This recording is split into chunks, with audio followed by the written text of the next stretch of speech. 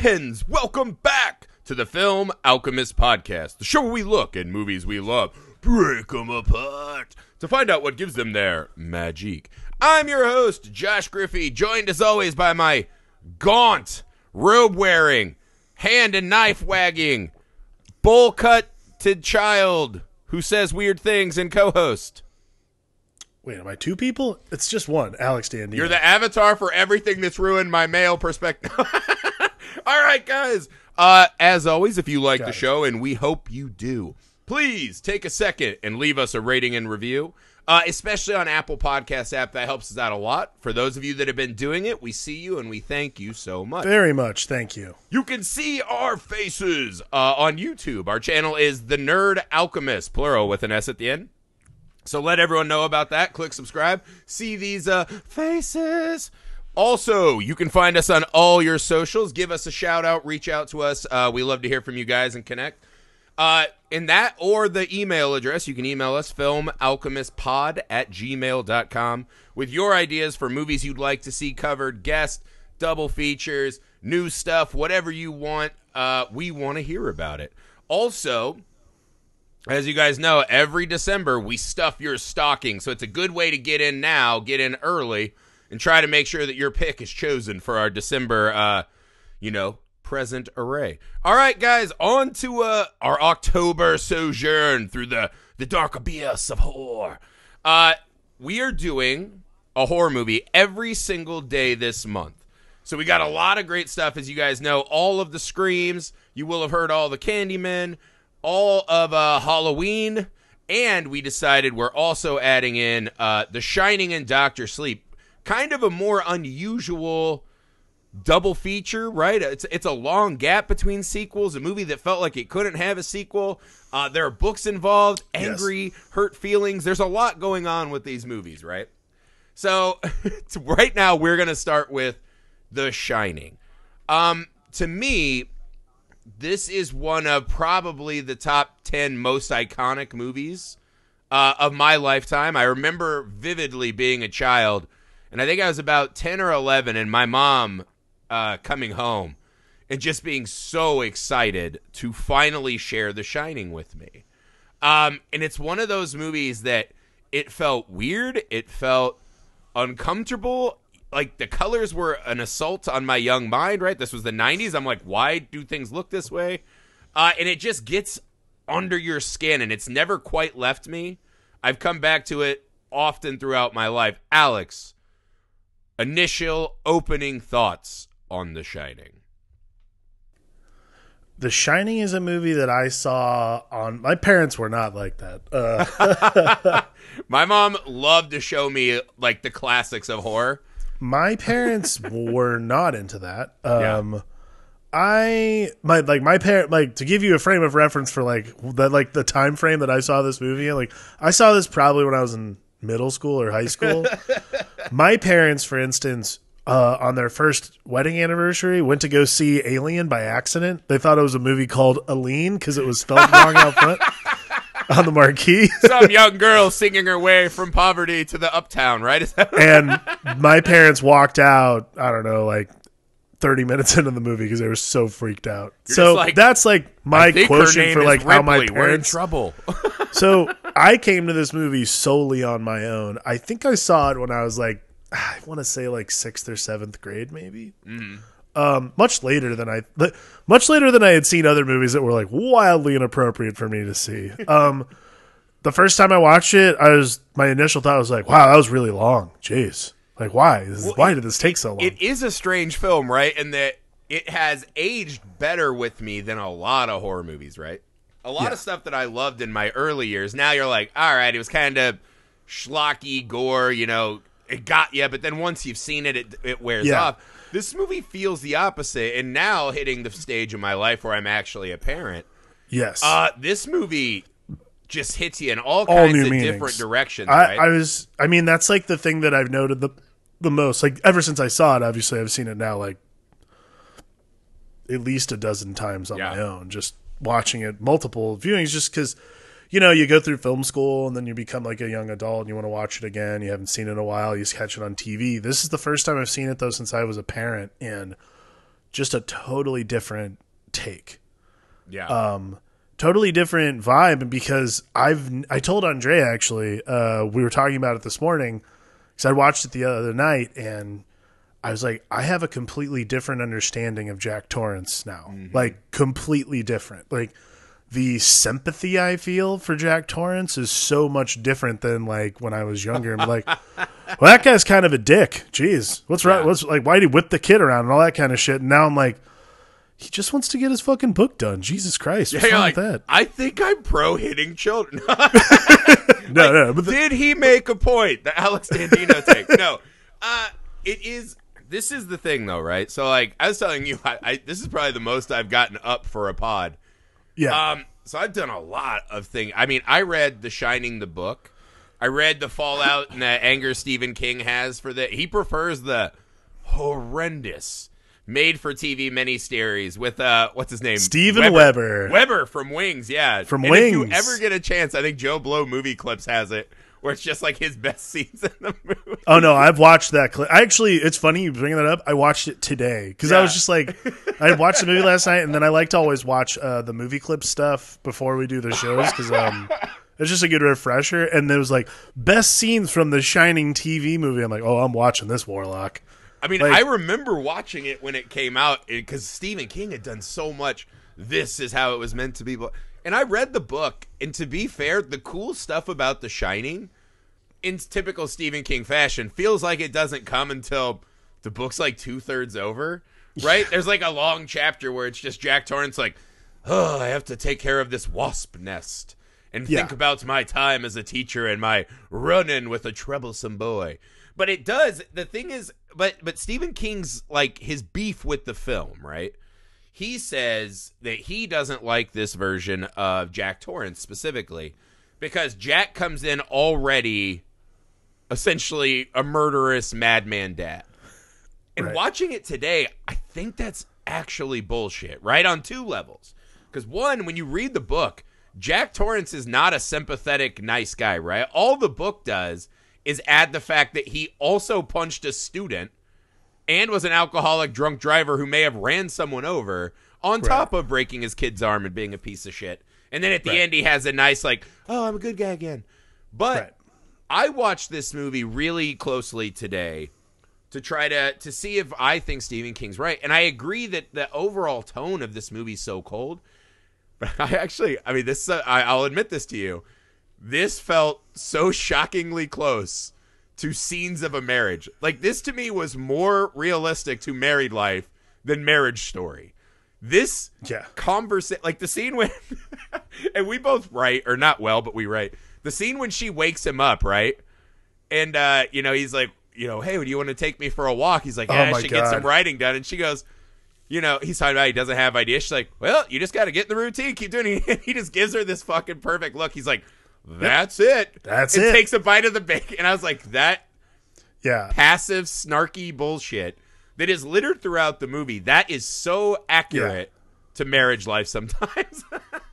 That scene alone encapsulates to me, like, all the frustration you would have in a marriage is right there in that scene, which is like, he's like, I should probably get some writing done. Like, hey, I'm trying to be responsible, use my time wisely. And she's like, oh, cool.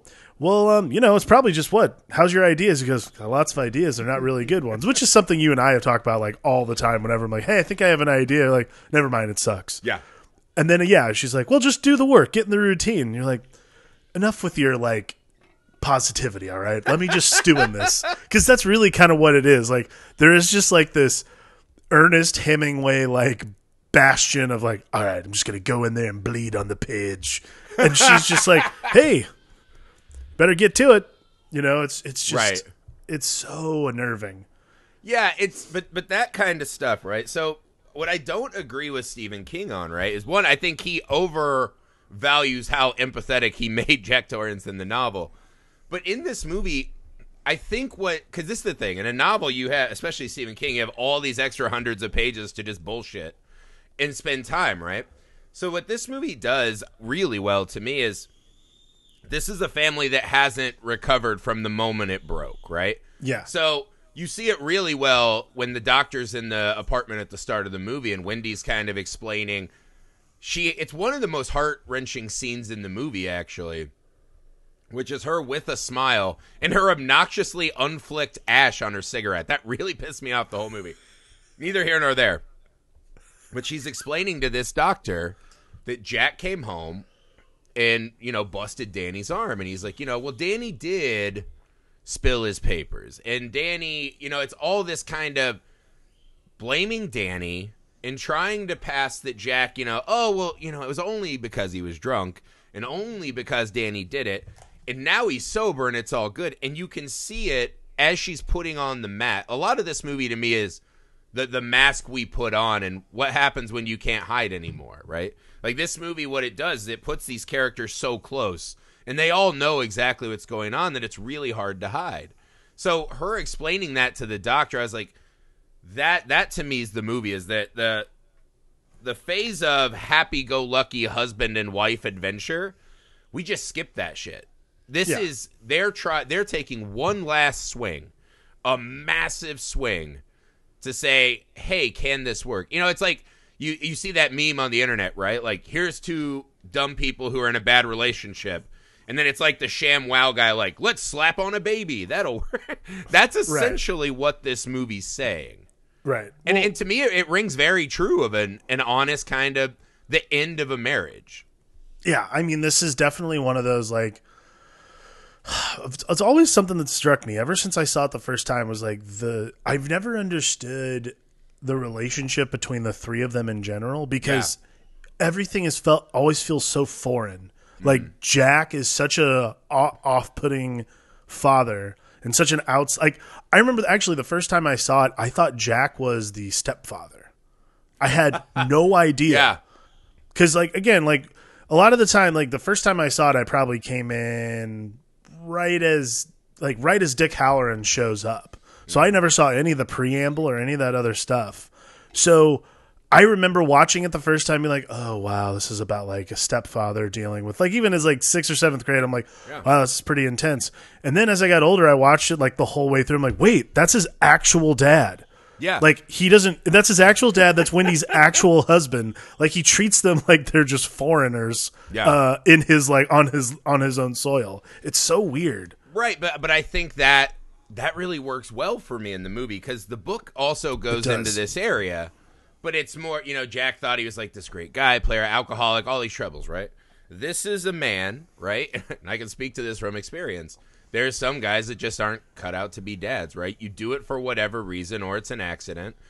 And then once the harsh reality hits, you'd rather go be an alcoholic and a selfish, narcissistic, I'm supposed to be someone famous and important, and you guys are the reason I'm not that, right? Jack is constantly hanging upon them. Like the famous scene when he's marching Wendy up the stairs. To me, that is the truest Jack Torrance we see in the movie. When he's, you guys always want my fucking time. He has this fucking notion in his mind that they're the reason he's not writing the book and all that. That dad, though, exists everywhere. There is a part of being a parent where all of a sudden you're like, I have all this shit I want to do. And you're like, all right, so I have a wife, and that you have to maintain a marriage, right? Or else it disappears. And then when you have children need you to fucking survive, let alone doing the work of emotionally growing them, right? And so if you are a person who is not achieving enough and you're running to substances and this and that, they become a really good scapegoat for that's where the time that's important is going instead of all of his other failures. Totally. And I think that really, the alienness of him, right, is when he's interviewing and he's like, oh. Because that's, King's like, well, Jack Nicholson is so crazy looking. And I was like, that's because he is this fucking broken man on his last leg, trying to be the subservient employee when he thinks he's better than all of them, trying to be the husband to a wife he doesn't love anymore and blames for his failures, and a son who has become this fucking avatar for all of his failures and even, his own father's failures. So I think him being, almost, he plays it like Vincent D'Onofrio in Men in Black, right? Like he's an Egger suit. Like that's kind of the way he feels in this movie. And that works for me. No, I agree. I mean, I think that I think Jack Torrance coming into the hotel and being essentially like a husk of a man is such a huge and like really telling beat. I mean, you could not know anything about The Shining, walk in and see that this is a broken guy who's about to be isolated for 6 months with his family. Like, you don't even need to know the content of the movie to know that is a recipe for fucked up shit. Yeah, right. Like, and I mean, again, you need know nothing about this fucking story to know that that's a horrible idea to send a man who's already kind of broken down and like kind of on his last leg with his family. Like, every scene with the three of them, you can just see this contempt in his face. Like, the drive up, I noticed it. I mean, like, where he's just like, well, you should eat your breakfast, like that kind of thing. And and to be fair, we've probably all felt that way driving in the car. Absolutely felt that way. Like, I felt that way with my wife. Like, there's just like stuff like that. Like, I'm like, well, I know you should have eaten. Like, I don't know what to do. And like that pressure of everyone like depending on you and me, like you being sort of the caretaker for them as well as this huge house. Like the house itself, like the hotel itself becomes almost non-existent when you realize the amount of work that has to go into keeping Wendy and Danny safe, alive, happy, healthy, so on and so forth. It's such a fascinating thing to watch now as a dad, because I do have a lot of sympathy for Jack in ways that I never thought I would, because he's like such a piece of shit to like cave. And like when I was younger, I'm like, who just caves like that and like gives his will over to evil spirits, blah, blah, blah. And now I'm like, good Lord, I would probably just, if I was stuck up there for 6 months with my kid and my wife, I'd probably be like, yeah, that's fine. Yeah, whatever you want. Yeah, well, it's also weird watching it this year because you're like, we all did that for a couple months. Some of us still are. We made it out. I wasn't running around smacking them about, and getting like croquet mallets and shit. So like, I think I did better than Jack Torrance. You definitely did. There's a scene though that really hammered this thing home for me with Jack. And it's one of those scenes I always thought it was a throwaway, right? Because like we said, this movie is very long. And I've always been like, you could chop 30 minutes out of this easy. But a scene that I would have chopped that really meant a lot to me today was him throwing that fucking tennis ball. Yeah. Because that comes after he pretty much is like, I can't spend time with you and Danny. I need to get work done. So he goes to his luxurious open room with the little table and typewriter. And just alone, he's having the most fun we see him have the entire fucking movie, just throwing a ball to himself when he has a child and wife that would probably be ecstatic to spend that time with him. And that small scene tells you so much about where Jack and this family is, right? Because you pair Jack's relentless downtroddenness, right, with Wendy, who is this almost to the point of naive criminality, right, with her amount of optimism about stuff that's happening. And then Danny's a whole other thing. But I think the critique, though, that Jack is too much on the edge and is already a murderer is wrong, right? Like, I think if they had just stayed in Boulder, he doesn't murder his family, right? But I do think that family is dead in its own way. Yeah. I mean, in any way, like in any form of story, Jack Torrance and Wendy Torrance are no longer married at some point. Yeah. Whether by death from one of them or by the fact that they just hate each other. Yeah. Yeah, I mean, I don't know. I thought this time watching, I was like, I really just think Stephen King wanted his own stuff, And it's like, I don't think it rings true. And if we're being really, really honest, that movie is so much better than that book. And it's really not close. I mean, to me, I love Stephen King, so don't come at me on that. But sure, I mean, the Shining movie is so much better. Again, like, this is something that always, like, I have one of my work friends is a huge Stephen King fan, reads all his books, has a lot of opinions about movies, and we'll talk about it when we talk about Doctor. We don't work together. That's not you. But particularly like adaptations of Stephen King movies, like he wasn't a huge fan of the It movies. He didn't think they were as good as the book, which I'm like, well, I mean, that makes sense. Yeah. He hated the Dr. Sleep movie specifically because it did not properly adapt. There were a lot of key moments, as he said, left out. But I got to be honest, like, this to me, The Shining kind of cuts through a lot of that, like, Stephen Kingness that sometimes gets lost. Yeah. Anywhere else. Yeah. Like, it's such a weird, like, I'm not sure how to describe it, but like, it's weird because this movie's almost 3 hours long, but this is like, to me, the most streamlined narrative you could get out of that book. Yeah, well, what he does is he takes this somewhat, just a guy like pondering the failures of his life. That's like an enormous amount of the opening of that book. It's just this kind of getting in the groove of here we are doing nothing, so let's ponder everything that's happened. And what The Shining does is it really just finds the essence of what happens when you rip, like one of the ghosts in the Overlook Hotel is the Torrance family as a unit. This family is done. And everything they're doing is an absolute fucking charade. It's a charade. So yes. the notion that I need to see Jack pushing Danny on a swing and that's going to make the horror of this better is just, that's the difference between novels and movies. Is you can just show me Jack trying really hard to be, hey, I'm everyone's neighbor dad. Like, I'm real cool. I mow the lawn and have Reeboks. And I'm just like, he makes me feel like he wants to chop parts of me off and put them in Tupperware. Yeah. I actually think tells me everything I need to know. Right. Like, I think isolating them at the Overlook almost normalizes the issue that Stephen King had with Jack Nicholson being cast in the first place. Is like, you're not going to put anyone else besides Shelley Duvall, who also looks crazy for a lot of the movie. Yeah. Like, you're going to be able to normalize a lot of the...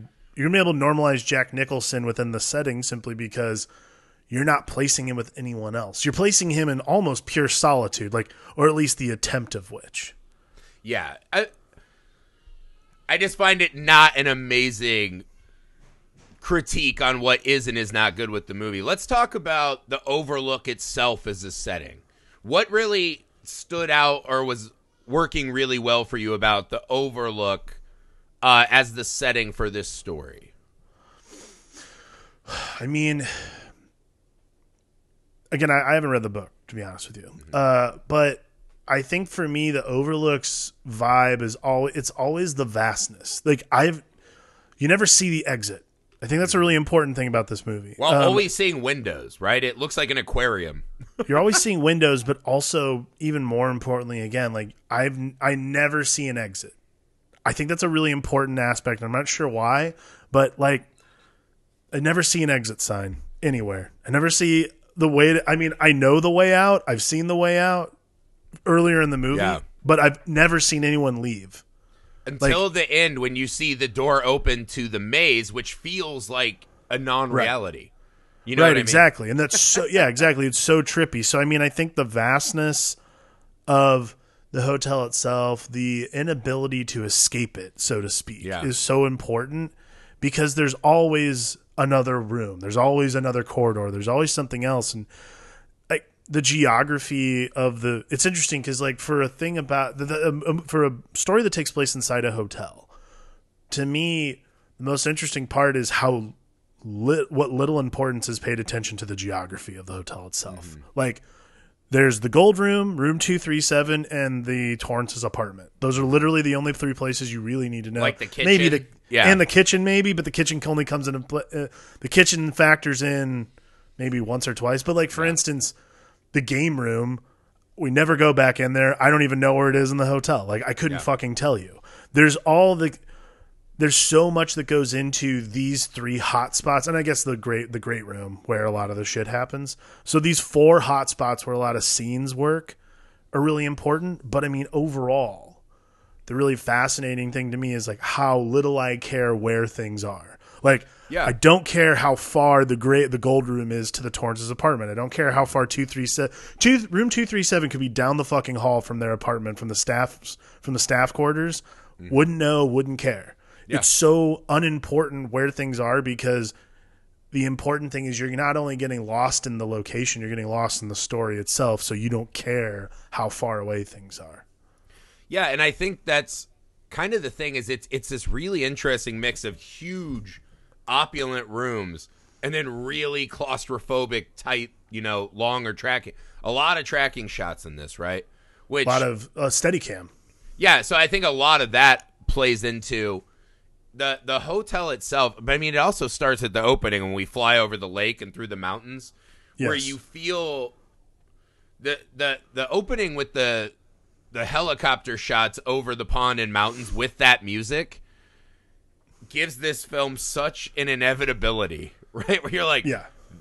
and it's one of those kind of hard things to do in horror, is that every horror movie you're like, I know this is going to get super bad and someone's going to walk away. Like, you know, it's one of the harder genres where you kind of know, right? Like when you watch something like, let's say, Knives Out, the fun is how do you know someone did it, but who is the journey, right? In horror, Right. It's sometimes a little more, you already know what's happening. And this movie does a great job of just setting up this inevitability of all of the terrible things we're about to experience. And I think the tracking shots do that as well, right? Where when we follow Danny through the hotel, I feel like it's, instead of a shot that's showing us the hotel and making us feel more at home, it feels disorienting, right? It feels like going down the rabbit hole. And we are just following this child. And all I feel is, this is so wrong. I should not be with this fucking kid. And so that by the time the ghosts show up, it's not really like a shocking horror. It's, I fucking knew it. And that is its own kind of scare to me, which I really dig. Yeah, I mean, that's like the inevitability of the tracking and of the Steadicam in this movie is a ghost in and of itself, because you don't know what it actually, like, you think it's a camera, but it could be anything. Like, that's, I think, is really important. Like, so much of what we see and so much of the information we're given with what we see is ghostly in and of itself. Mm-hmm. Like, and again, there's so much weird, like, the one I noted today too was the bathroom scene. Jack Nicholson's reaction is so bizarre. This guy, he's just like, God, my wife and kid, finally I'm about to get this nut. He is his like Cro-Magnon, just like grin. Oh, there's a strange lady in here who just attacked my boy.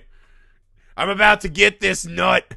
Like, that is what's happening with that shot's so good. They do such a good job of like holding on his expressions in these movies. Like, there's that great push from when he's like looking out at the snow while they're like, that's a great look. But then, yeah, this like just continuous push back to this shot of him just like, yeah, like this. I have a theory about that. I have a theory about the long holds on Nicholson's face, which we'll get to a little later. But yeah, I think that the Overlook is the setting, right, where everything is kind of a smooth track, which makes it feel, at that point, it's more formalist, right, where we're not interrupting, right? When you do something like Jason Bourne, it's supposed to feel like, oh, I'm getting punched too. Oh, man, karate.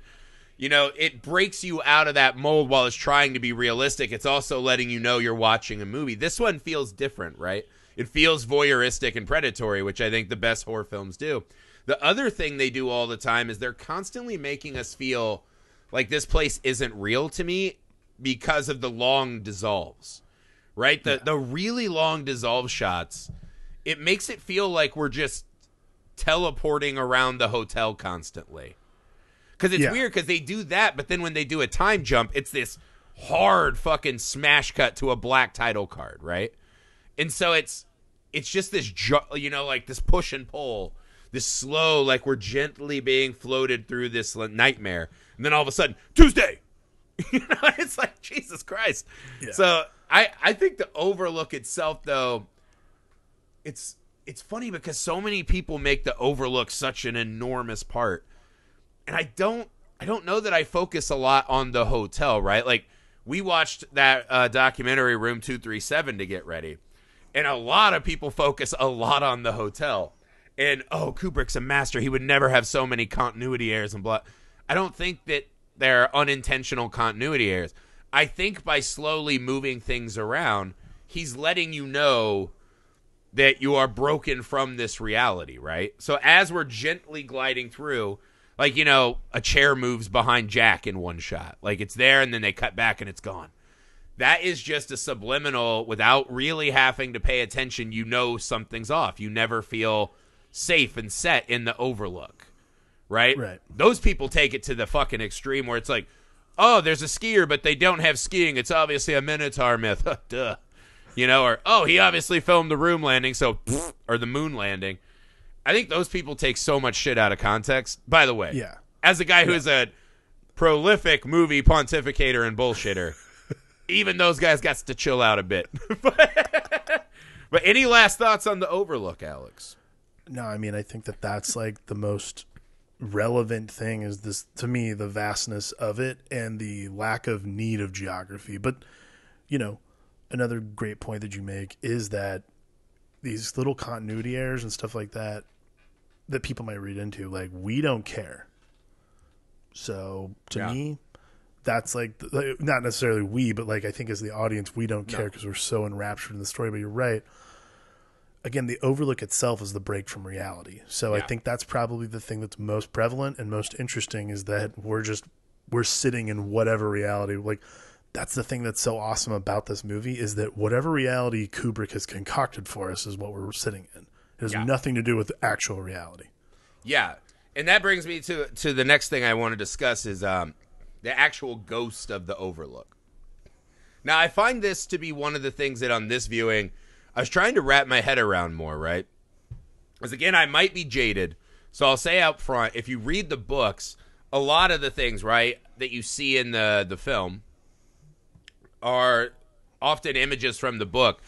And when Jack goes, right, he whatever his name is, Jack Torrance?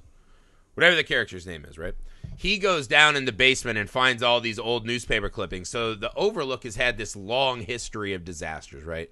Gangsters getting shot, all this kind of stuff, right? So the Overlook has this long history of horror. In this movie, it seems to me they tell us there is one horrific incident that happened here, right? And it was Grady murdering his entire family. Right. So one instance of horror. Then as we cut through the film, we see the blowjob room, room 237, the bloody elevator, the skeletons in the lounge, and the gold room, right? So there's a lot of ghost happening around. I found it interesting this time in two ways. Is one, I don't know who these are supposed to be. And two, something I never really picked up is that Halloran says that these ghosts should be things that only a person who shines sees, right? That only a person who shines sees these images. Right. So is there anything about the ghost that, was jumping out at you this time? Nothing regarding to like what Halloran says, where like only people who shine can see them. Like I think that the house itself and like the ghosts don't necessarily, I think they have the power to reveal themselves to people when they want to. I think that's like the bigger, more like mythological thing about this story itself is that ghosts have the power to do whatever they want. It's the people who are choosing to ignore them. Like there are people who are going about their, like Danny, and it's interesting because there's so much. We watch Dr. Sleep too, so there's so much that like kind of reverberates back. Yeah, Dr. Sleep feels like it's whereas this movie's all kind of imagery and subtle, artistic choices. Dr. Sleep is just the most strap on your work boots, we're solving this shit movie that I've ever watched. And not in a bad way. I'm not saying that. I love Dr. Sleep. So I think like the thing that I'm kind of like, the thing that I kind of gravitated towards this time was that Danny is in essence like a lightning rod for this. It's less about him being able to shine and more about him having been through trauma. All of them having been through trauma makes them suitable candidates. Like we don't know anything about what happened to Grady and his family. Like they might have been completely well-respected people. Right.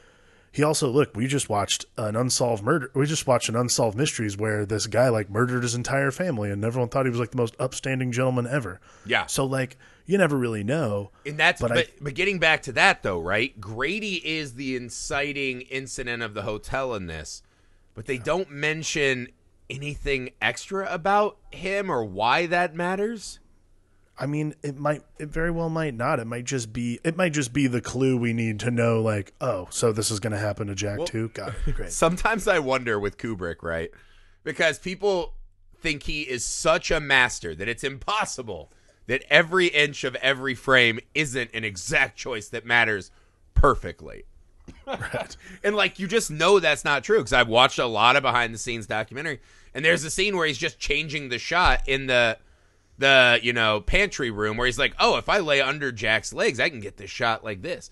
And he's just making it on the change fly because it looks cool. But everyone's going to be like, that means whatever, moon landing theories or whatever. But I do want, it's kind of how John Lennon talked about Bob Dylan, where he's like, he just says nonsense words together and you guys think he's a poet, right? Sometimes I do. But I have a theory about Grady. I'll go ahead and hit you with this, right? Watching it this time, I actually think this movie is Danny Torrance's revenge on his parents. I think every ghostly kind of thing we see in the hotel is somehow manifested through Danny into Jack's mind. Okay, it's interesting you say this, because I don't totally disagree with this theory. Right. And I'm, at least not yet.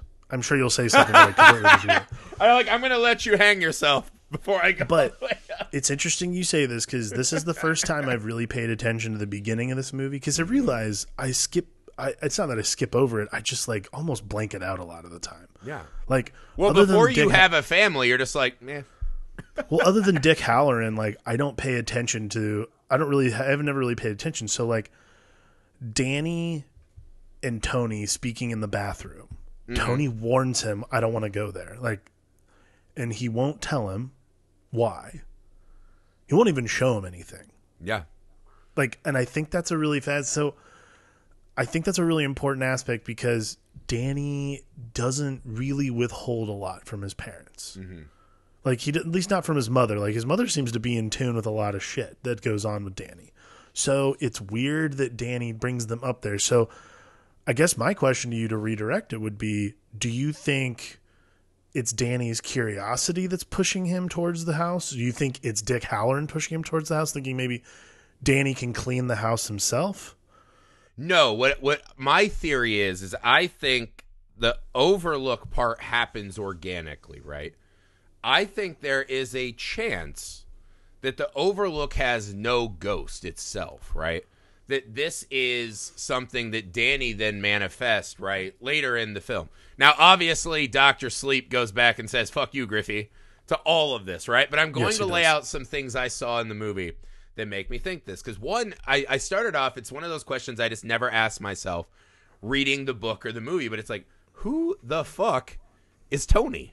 Right? And later he's like, oh, Tony's what I used to call the Shine. And you're like, no, it's not the Shining. It's some entity within himself that he feels like he's conversing with, right? Right.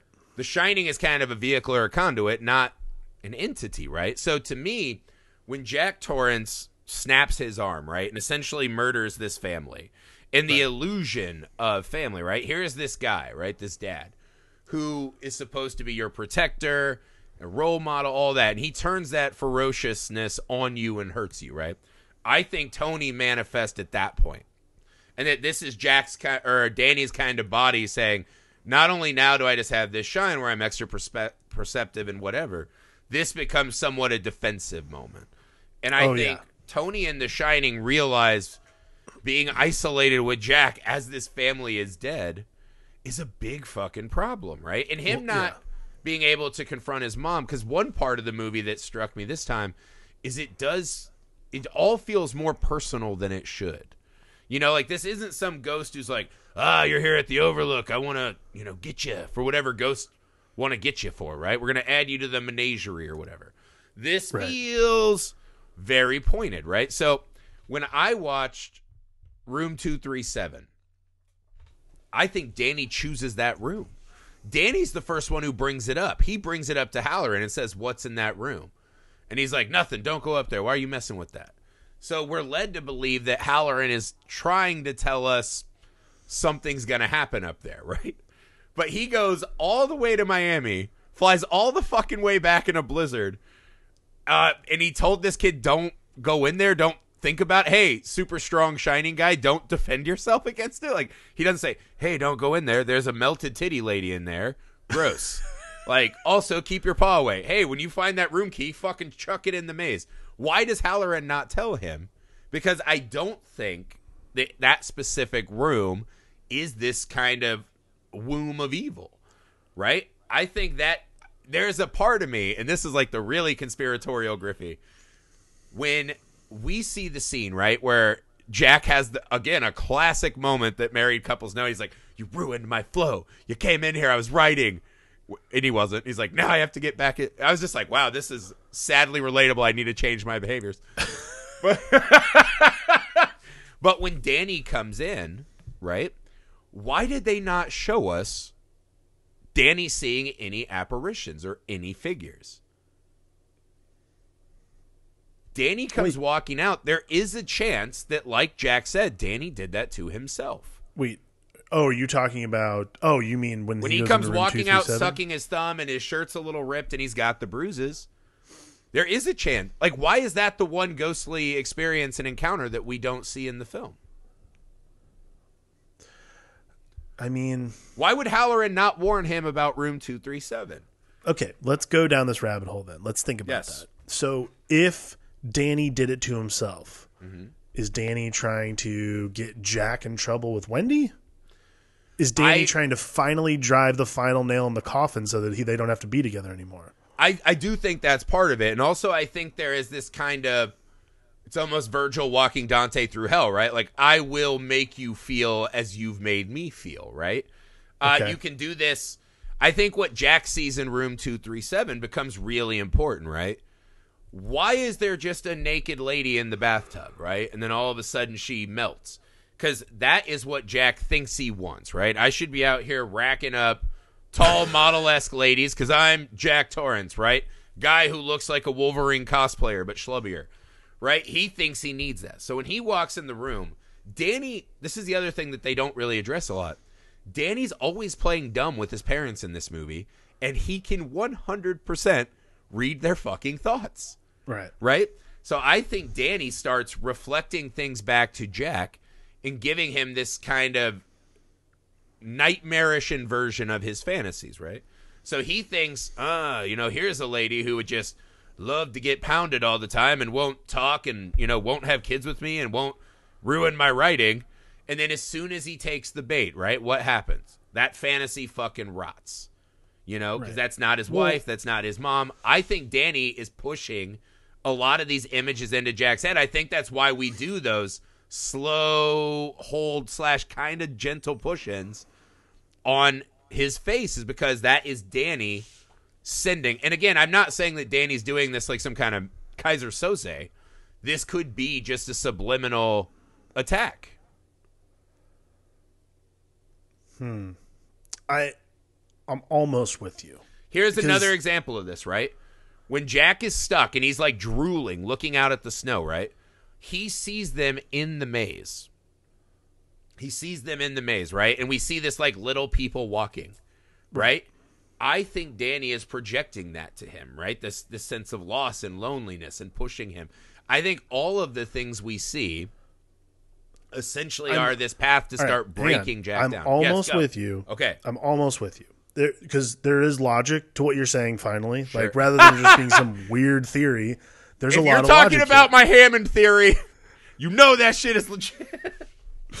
there is like, I think there is a serious, sincere, emotional logic to this theory because, yes, children are like, but I'm going to take it a step further. Children, like you said, children are not in control the way that we would like them to be. Right. Much like Danny strews Jack's papers and finally, like, Jack snaps his arm. Much like that kind of thing, Danny's not in full control of, like, because as we find out, like, because we never really find out how powerful Dick Halloran is as someone with these psychic abilities. So to me, and I'm going to amend this, Danny's not a lightning rod. What I think it is Danny is actually an antenna. So Danny's ability, Danny doesn't realize that he can broadcast. Danny himself is broadcasting everything into the house. Right. All the terrible psychic energy lives in the house. Mm-hmm. And I wouldn't say that necessarily the house feeds off of it. They just broadcast from it. Okay, so here's one of my breaking points, right? One of the things I really love about this is we see this a lot with Jack and Danny, right? When they're by themselves, we'll have this kind of fantastical, it almost sounds harpy music, right? Mm-hmm. And when Wendy comes in and it's like, hey, hon, how's the riding? Want to go for a walk? And he loses his shit. The moment he addresses her, hard fucking cut from the music, right? Now he is back, and I think Wendy is the reality anchor of the film, right? Totally. It's the same thing. When we see Danny and Jack in one of the great scenes of the movie, right, is when he calls Danny into the room. And Danny is between the two dads, right? And he walks up. Why is he saying the things he's saying? He's like, oh, you want to hurt me and Mom, would you? And then his next reaction is, did she tell you that? And he's like, no. But he I mean, he has to know that's what he's thinking. Well, it's like he knows seed his of fucking doubt. So, like, why is he asking him these things out loud that he already knows the answers to? But it's not antagonizing. Like, because all right, I don't think that's an antagonizing thing for a kid. It's right, and I don't think it is, because I think him and Tony are separated. Right, I don't think he's like the mastermind. Right, I think it's genuine curiosity because, like, having now watched both movies, it reminds me a lot of Abra's persona itself in Dr. Sleep, where this is a version of Danny who's willing to ask those questions, willing to be like upfront with an adult in power like that and say, like, would you do this to me? Like, are you capable of that? I know that you've already done something, but was it because you were upset, or are you just capable of that kind of anger? Right. And to me, that's what I kept getting caught on, is he knows that his dad would hurt him. Right. And he knows in his mind that his dad is unraveling. And if for one fucking second he imagines that if his dad is really seeing the things that we are told that are Jack's visions, right? Even though Jack doesn't really shine, I find that hard to believe that he doesn't see it and be like, hey, Mom, fuck, we're in trouble. I gotta tell you, though, him not wanting to help his mom in this movie is a big red flag to me. But I don't know that Danny knows that he's doing it. And again, I agree. I think Tony is somewhat piloting the ship, and he's saying, hey, your dad is going to hurt you. And he's like, no, no, no. And then Tony is pushing this further and further and proving it to Danny. Tony, the leftover remnants of the pre-family life, knows that the only way this is going to end as decently as possible is for the dad to be gone. Right. And the mom to finally, I do think a part of this is breaking the mother too. Right? I think Wendy needs to go through these things. Because even when Jack is walking her up the stairs, she still is, I'm just confused. Right. And again, not like, that's a really big moment for any character to try to process. But I think it is an important moment that she needed to get to. And Danny knows that. Right? Danny or Tony knows that, right? Well, yeah, I think that, yes, I would say it was definitely it's a push. Like, Danny / Tony are constantly pushing this to the breaking point the whole time, but only subconsciously. I don't think there's any ill will in Danny Torrance's mind towards his parents. Yeah. But I think Tony, obviously... Yeah, I think on a subconscious level, they absolutely failed him. The two of them combined failed him. Neither of them protected him. And so I know what people would say is that he's a traumatized child, so maybe it's all shock and awe. I don't think that's what we see in this movie. Him at the end in the maze, he fucking knows what he's doing. He's pretty coherent. Like, here's when he slides down the window, right? He comes back in the fucking hotel. He doesn't go up to try to save his mom because somehow he probably psychically knows she's still around. Why go there? Why hide? He can shine to Halloran all the way in Miami, but not a mile away on the Snowcat. He wants these guys to come and have to pay. I think he uses Halloran a little bit in a sacrificial manner. I mean, I wouldn't disagree. Why did he not tell Halloran, like, bro, X? It does. Right. Well, to me, there's weird things like that everywhere. That goes back. Hang on, but that goes back to what we're talking about, which is that Danny is not in control of what he's able to do. Yeah. Like, no. I agree with that on some level. Yeah. Danny doesn't even want to. At the beginning of the movie, Danny doesn't even want to talk about what it is. Yeah. Because Tony says not to talk about it. But that means that Danny is not in control of what's happening to him at all times. Yeah. But here's a couple other little points, right? In the most crucial part of the movie, right, when he's coming out, One, again, I think Danny lets him out of the meat locker, right? I think that is 100% what happens. Because we see no other psychic phenomena that kind of moves around and this and that. I think Danny lets him out, right? Or Tony. We cut back. Wendy has just fucking smacked him with a bat, thrown him in the pantry, right? Right. She's worried about her kid who's already been attacked in the hotel. When we go up to that room, she is fucking sleeping. Not like she passed out in a chair guarding the door. She's in bed. She put the blankets and sheets on and she's fucking sleeping. Not with her kid in bed. She's just sleeping. Wouldn't you be a little more alert than that? Perhaps Danny shuts her down. Here's another thing. If you know that your dad is coming to red rum your ass, maybe wake mom up and tell her murder instead of screaming red rum. Like, what? And I think the mirror, everyone, thinks about the mirror and you see red rum and it says murder. I think that is specifically telling us that Danny is trying to tell her, and Tony is obscuring it as part of his game. Oh yeah. No, this is this is a big part of, I think there's a lot of literal psychology going on. Yeah. Because, I think a kid sees it one way and an adult sees it another way. Yeah. So if a kid sees red rum, or if a kid maybe sees the word murder, perhaps it's obfuscated just because a kid can't handle that level of trauma. Yeah. Again, this also goes back to but he's been in the Tony form now for also this another part. He's been Tony for over 24 hours. Right. He's been Tony since that scene when he's like, he's showing Halloran what supposedly happened to Jack in room 237. He's like drooling on himself. That's a long ass time for Tony to be in charge. And that red rum to me is Danny screaming out, "Mom, murder!" And Tony is still kind of, blocking a lot of this. Tony's covering it because he knows that, again, Tony is the one who's pushing things. Danny is like, the whole movie, Danny is just in the passenger seat. But Tony is Danny by nature, right? So it is like it's a distinction, but he is also a manifest. Here's my final... I like Danny by Nature. That's good. Yeah. Oh, Danny by Nature. That's his hip hop album when he goes mad. You down with OPP? After he starts baby killing in Dr. Sleep, he puts out his parental advisory album. All right, so this is my final thing that really hit me this time. We'll see what you think about this, right? I think, one, we see Lloyd, right? Lloyd is the bartender, the best bartender from here, Timbuktu, whatever. I believe that Lloyd is the manifestation of Jack Nicholson's father, right? I think Dr. Sleep makes that pretty clear in the movie, right? I think his dad was a drunk, which also I'm kind of pulling that from the book. I've always thought Lloyd is him looking at the face of his father, and that's where this kind of pomp and circumstance bar guy routine comes from, right? He wanted to be friends with his dad, and he wasn't, and it was bad, and alcoholism, this and that. There's something that struck me is so fucking odd about the Grady scene. This is my final piece of evidence I'll lay on you and see what you think. So Jack Torrance is by himself having a fantasy about a crowded party bar, right?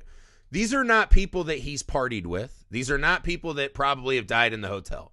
They look like the fucking pictures that are on every fucking wall that Danny's big wheeled through, right? So he goes in. If Jack is the one who's having the fantasy, right? Right. Why does Grady bump into him and spill that fucking orange drink on him? Why is a ghost clumsy and spilling things on you? Because Danny is manifesting Grady that he heard about only in rumor. And if you go back and watch them in that bathroom scene, I think the way he speaks is very strange. He talks about, yes, your son is a strong-willed boy. Your son has talents that you don't appreciate. That, to me, doesn't sound like Grady trying to protect the hotel or whatever they're telling us. That sounds like Tony admonishing Jack. Letting him in. That, I think, is his last chance to break this fucking horrendous cycle he's on. I think that is actually his lifeline moment. I don't think that is the cue to kill. I think that is Tony saying, if we're going to do this, this is your last chance to stop being a dick. And he fucking fails miserably. But that whole scene has always struck me as very off. You've always been the caretaker? Who was he the caretaker for? Danny. He's always been Danny's caretaker, and he fucking blew it. Well, this is my theory. I went too far for you. That's the one. Am I allowed to speak, or we just listen? Is this Griffey pontificate? I saw your exacerbated face. Exacerbated, not exacerbated. What did I say? Almost said masturbated. I have lack of oxygen from spilling so many good theories. Yeah, I would go with a no. On that. Then what? Walk me through what you think happens in that sequence. Then, like I said, I think Danny himself is an antenna of all this horrible psychic energy that's collected over the many years in this hotel. I think that, look, I can't speculate what happened with the Grady family because I wouldn't know. But yes, I think Lloyd is definitely Jack's father, 100%. But I think that I'm less caught up on the clumsiness of a ghost, for one. That's not really... That's strange. That is strange. But I'm also never convinced... Like, ghost is such a weird term to use for this because, like, none of these characters appear as, like, ghosts to me. But that's... Grady's the only one who seems feasibly he could be in that hotel. Because earlier Danny sees his daughters, right? But that's your antenna theory. Everything about... Nothing about the hotel screams ghost to me. Like, there's nothing ghostly about this. Like these encounters are all psychic traumas. So instead of it being a ghost story, instead of there being some sort of ghostly apparition, anything like that, all of this is about people's reflections of themselves. So to me, however, this is not Tony projecting this. Because for one, I don't think it's Tony projecting and saying, all right, this is your last chance to not be a dick. Because Grady literally goads him into going out and doing it. That's the whole point of the scene itself. But that's what I think. I think this, again, is a mirror scene. We're in a bathroom. There's mirrors everywhere. I think what he's saying is pushing Jack. It's so obvious and on the nose that I think he's trying to make Jack see that this is not the path to go down. This is wrong because you are trying to absolve Jack Torrance of. You're trying to absolve Jack Torrance a little bit a little bit. He's given a test and he fails. He still grabs the axe. You're pushing but you're pushing blame further into Tony's court. I would say that what Grady's point, like that scene, the point of that scene is Grady is supposed to be Jack. He's talking to himself in a mirror. Okay. That's why they're in a fucking bathroom. That's why he's cleaning himself up. Because quite frankly... Sorry, I just opened it. I forgot that he refers to it... When he's talking to Lloyd, he refers to his wife as the old sperm bank upstairs. I just saw that in my notes. And I was like, this guy is the fucking worst. There's no sympathy for Jack Torrance. Right. But to me, this is Jack... Like, Grady isn't really there. Like, none of this stuff is actually happening. What's happening is Jack's having a conversation with himself in the mirror... Because he's just been at the bar. He's just had another drink. He's looking at himself saying, like, is this really worth it to be this miserable if it means that I'm, like, a loving father or something like that? This isn't a moment to me where Danny or Tony are literally like, this isn't a Danny versus Jack moment. What this is a Jack versus Jack moment of saying, like, am I willing to be the person that I want to be? Am I willing to take the risk that it requires to be that person, or am I just going to be Jack Torrance, ex-school teacher trying to be a writer? But what version of that am I going to be? Like, this is much more a conversation between your ego and your id than it is a conversation between a father and a son. The conversation between a father and son happened at the bar. This is a conversation where someone has to finally address the demons within themselves and say, I don't know if I'm capable of being a good father. So... Right. What's the solution to that problem? And I think Danny and Tony are the conduit for that, right? Like at the end when they're running through the maze, besides just looking cool, it's another one of those moves that just doesn't quite make sense. You're like, okay, I get it, plotting, but then the more you think about it, but then you're like, him stumbling around that maze is the perfect visual ending for a story about a dad who abused his son. Danny has now absolutely locked him in to the kind of world that Danny has had to live in after he was abused, right? giant walls you can't see. It's because this, you watch Nicholson in that, and you're like, all you have to do is turn around and just follow footsteps. Any path with footsteps. He could have walked out. Yeah, he can't see Danny's. He can still see his own. He could walk the fuck out. But he so desperately wants to plant that axe into his child. And that is something that Danny would know and was able to use. That I think a lot of that, the really outlandish one that I'm going to try to prove someday, because the thing that I was wondering, because I think he's also giving his visions to Wendy, right? I think she sees things that let me know that he's also wanting her to see some stuff, right? And I have this theory. She wants him to see a party guest blowing a bear. Yeah. I think that is supposed to be her husband in the dog mask blowing some social elite. I think that is Jack Torrance's maybe initial sin, is that she's like, wait, you blew someone? I think someday I'm going to find evidence to say that is Jack Nicholson under that mask. And that maybe even going to the Overlook, he's selling out to the man. Because that guy kind of looked like an older Ullman. So maybe it's man. Jack in a dog mask blowing an Ullman. I think I'm going to be able to crack that one someday. Yeah, I bid you good luck on that. I would say, actually... That's my furthest out. That one is going to take some work. But like, here's the question. Because you actually have to find the evidence for it. Why the guy with his head split open? What's that? Why the guy with his head split open? Because to me, I think that is Danny showing her what Jack will look like down the road. Is he'll always just be this old, injured, hurt, drunk. Like, what a great party. Like, why that guy? That's what I think. A lot of these, I think the skeletons are her being judged by other people. Honestly, there's parts of this movie where I'm just like, well, that's just probably Kubrick going like, well, that's fucking cool. We should just throw that in the flick. No. I absolutely agree that I think sometimes he just did that, but we all think, oh, he had a 200 IQ. He could never just say skeletons are cool. They are. Guys, look, I'm going to put it this way. There are guys with 200 IQ that I bet also masturbate, and probably there's just... Everyone does.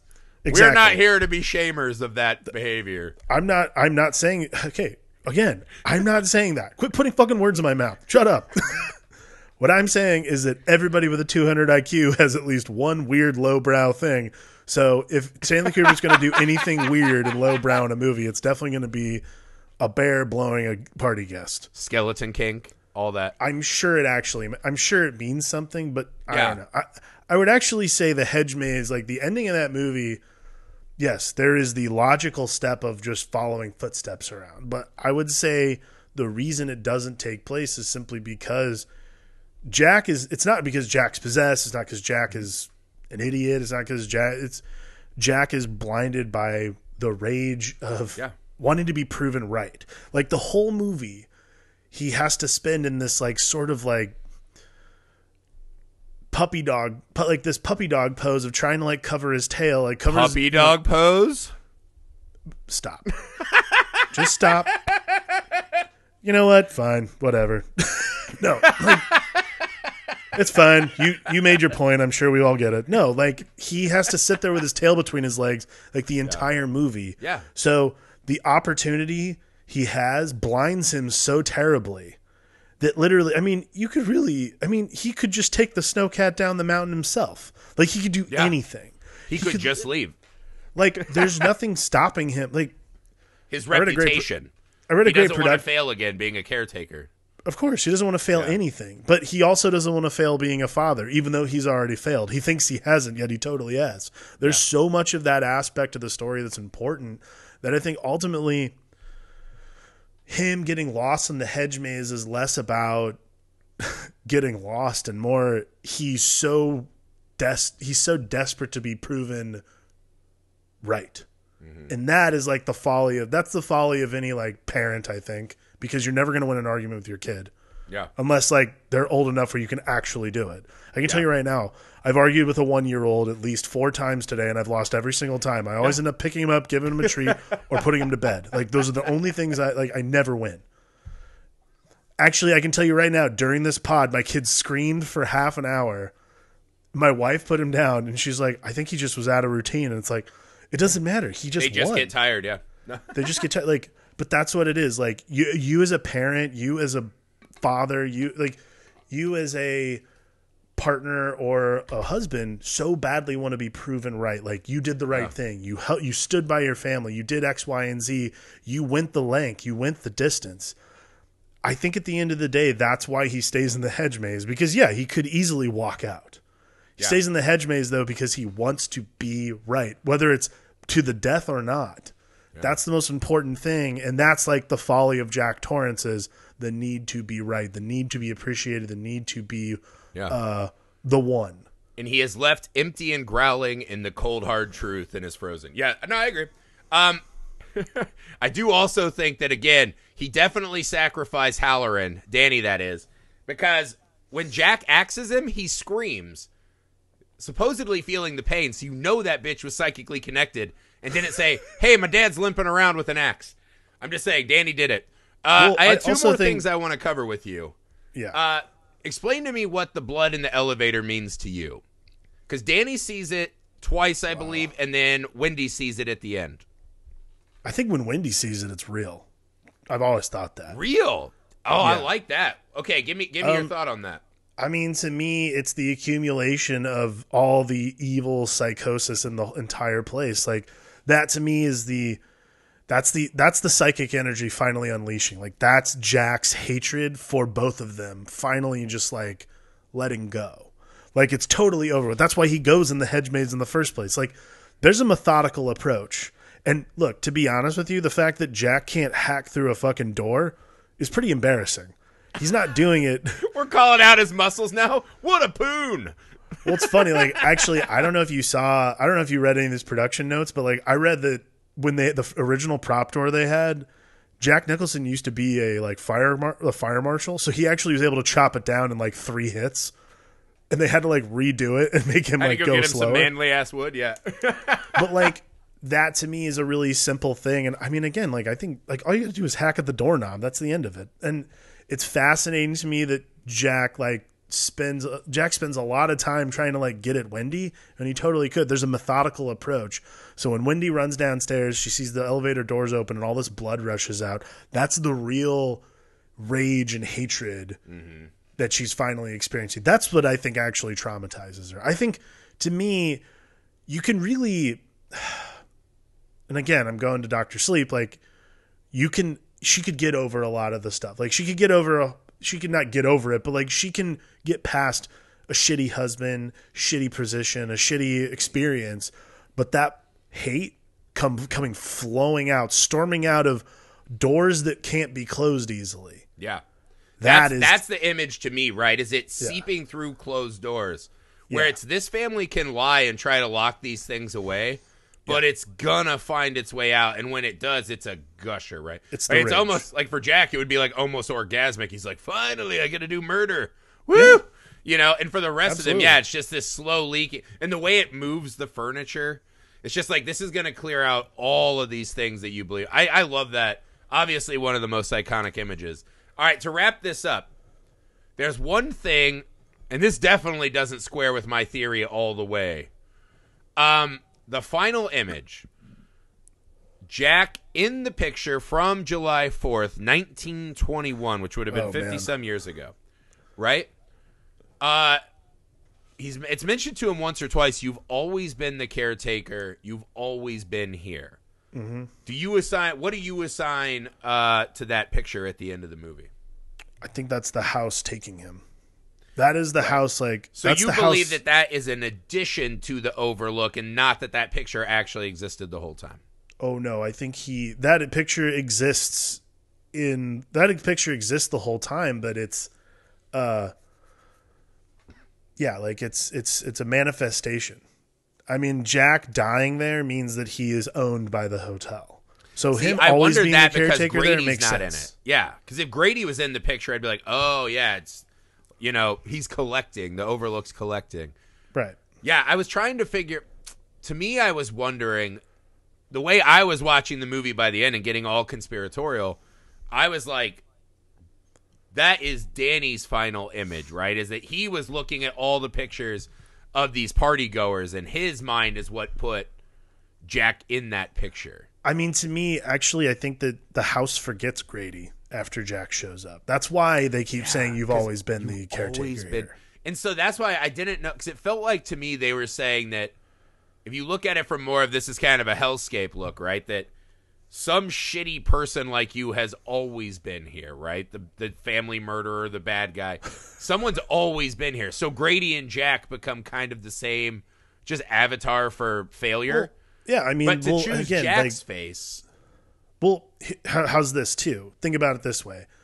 At the beginning of the movie, Jack mentions that the people in Denver never brought up the Grady issue. Right. It only is talked about in the hotel. Yeah. So to me, there's a very real chance that perhaps this is the psychic energy filtering into even the general manager, Ullman, and him telling the story simply to assign some sort of weird psychic imprint for Jack to say like, oh, so there was someone here before me. He's there also wasn't. being puppeted. Nice. Oh, I like that. Yeah, it is funny too because a lot of the Room 237 conspiracies all fall around like the middle manager who comes in during the interview and they're like, oh, he's Satan. He's the oppressed like masses, blah, blah, blah. And it's like, he really is just every middle management guy is like, oh, this fucking asshole. Yeah. I have to deal with this guy. Right? Which by the way, the best part about that is that like that's one of my favorite like bits about Room 237 where I'm like, geez, these guys are just like wearing tinfoil hats. Is like that character got fucking cut out of like European cuts. Yeah. Like nobody even gave a shit. Well, I think they show it in Room 237. You're like, oh, that's a good point. And then you watch it and you're like, he's just a guy who hates his job and everyone he works with. Like the context of the film throws out almost everything about him. But yeah, imagine being the gopher manager at a fucking hotel like that. Yeah, I'd hate my life too. Well, that's why they're like, oh, he's like oppressed Matt. Because when he's like, hey, can you go get that mountain of furniture? He's like, fine. And I was like, that's just a dude who hates his job. We've all been there. Yeah, it's fine. That's the most relatable character in the whole movie. But yeah, I think to wrap this up, right? What I love about The Shining is that it creates probably my favorite haunted house atmosphere. It is one of those movies that constantly is reminding you that it is a piece of art. Yes. So it doesn't worry about realism or authenticity as much as just capturing big, swelling emotions and fears in my body in just this constant way. If you look at this movie, this is one of those movies where it's like you could pull probably like 50 to 100 frames of this movie and people would be ecstatic to hang them on their walls. It's just wildly iconic, and I think it's because rather than focusing on a real married couple, you know, all the Stephen King things, what they did was they just made this really blanket scary film that we can all find ourselves being drawn into Danny's elaborate ruse. So yeah, that's it. I love every fucking thing about this movie. Yeah. And again, I love that it is one of those movies that you can put your tinfoil hat on. You can do as much in the Overlook Hotel as you want. Yeah. I mean, it's a movie that asks for it because it's so wide open, as the hotel is itself. You can kind of just assign whatever story you want and, you know, come up with whatever theory makes sense to you. And also, like, again, this is the theory we have this time. Like, imagine watching it 2 years from now and thinking something else entirely. Like, that's the benefit of this movie itself, is it asks you to do that. I mean, the best example I can give of why I love this movie is the story Stephen King always tells about why he hated the original the adaptation, which was he got a call from Stanley Kubrick from London at 3:00 in the morning. He asked him a story about Jack's motivation in a scene. And Stephen King gave a very thoughtful answer as to why the story he gave. He's even explained like what methodology he used to write it. Stanley Kubrick went, nah, I don't think that's true, and hung up the phone. Like, that to me is the best. That to me is the best way to explain how good The Shining is, because the writer director of The Shining went up against the writer of the original book and was like, I think I can do this better, actually, but not even better. Like, I'll just do it differently, and it'll probably work just the same, and it does. But it's that conflict, right, of one of the best horror writers of all time and one of the best filmmakers of all time really fighting, and you kind of get this distilled, amazing amalgam of the two of them. Absolutely. I find this movie endlessly fascinating. Probably 2 years from now, I'll find a way to believe Wendy did it. Yeah. You know, we'll come back when I have that theory worked out. That's it, guys, for The Shining. We're closing the doors on The Overlook, but only for a moment. Yeah, come back tomorrow, and we're talking about Dr. Sleep. The Shining sequel that I thought there was no way could work, but is fucking fantastic. Again, guys, a horror movie every day this month. Go back and find the movies we've already released, and subscribe so you'll get all the new ones. Shout us out on your socials. Email the show, filmalchemistpod@gmail.com. You can see our faces on our YouTube channel, Nerd Alchemist. That's plural with an S at the end. And please take a second and leave us a rating and review wherever you find the show. We appreciate it. We know it's a lot of movies this month, guys, but we hope you're enjoying the sojourn as much as we are. And also, yeah, feel free to deluge Alex's social medias with #Griffey was right. He'll love that. For the Film Alchemist, I'm Josh Griffey. I'm Alex Dandino in my last show. That's it. Like the Torrance marriage, it's fucking done.